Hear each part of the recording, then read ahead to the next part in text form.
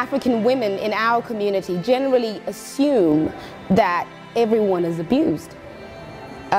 Generally assume that you were abused as a child, so why talk about it anyway? We all went through it, get over it. Women can feel very isolated and not be aware that there are a lot of other people who are dealing with a similar type of problem. The minute she walks up and she goes into a shelter or goes anywhere else, her husband will be on the phone to the home country, anyone here in the community, my wife has run away with a man.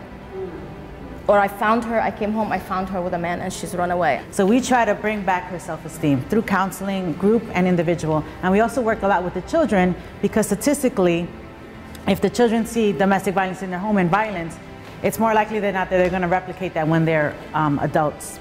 Primarily, we work with LGBTQ and HIV affected or HIV affected folks who are survivors of all types of violence. We work with folks who are going through intimate partner violence, sexual violence, hate violence, pickup violence. And they all most believe that it's their fault. That's something that we also deal with, like I think everyone else. When they come in, I did something wrong. If I spoke English, if I looked better, if I was thinner, he won't do this. If I was a better Muslim or a better Christian, he wouldn't be doing this to me. We literally had a UN representative who came to the office, said, well, you know, I went to a canteen and I went to get something to eat, and the gentleman there, who was another African gentleman from Morocco, put his hand underneath her shirt and touched her breasts.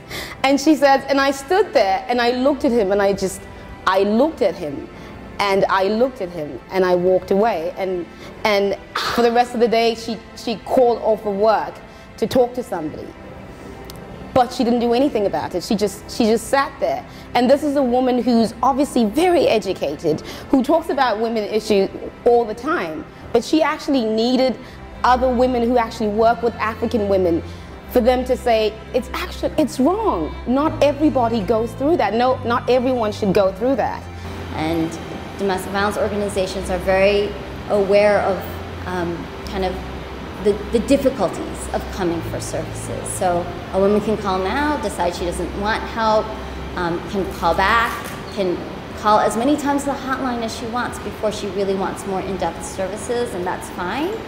The women that I work with, some of them, sometimes they revert to what's going on. Not that they go back to their abuser, but sometimes the trauma comes back because they have post-traumatic stress syndrome. A lot of them are looking for jobs. Some of them are facing eviction. So there's so many things that are going on. Just because you're leaving your abuser doesn't mean that it's going to be smooth sailing from now on. But the integrity that they have and the drive to move forward is very good. And if you know of any women, you should just support them as much as possible, because, you know, that's what they need. They need that support and that help.